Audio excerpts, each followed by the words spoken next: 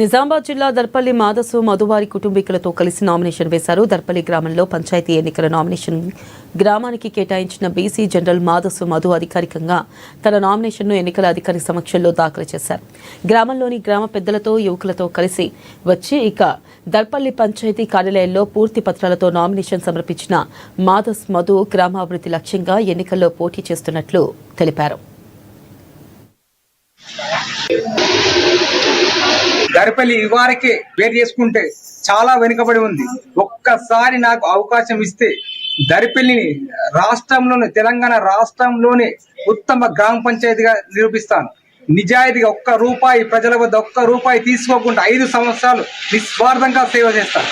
ముఖ్యంగా ఫస్ట్ నా ఎజెండా ఏంటంటే మా అక్క చెల్లెళ్లకు, వృద్ధులకు, వికలాంగులకు పోస్ట్ ఆఫీస్ దగ్గర ఎంత ఇబ్బంది అవుతుందో మీకు తెలుసు.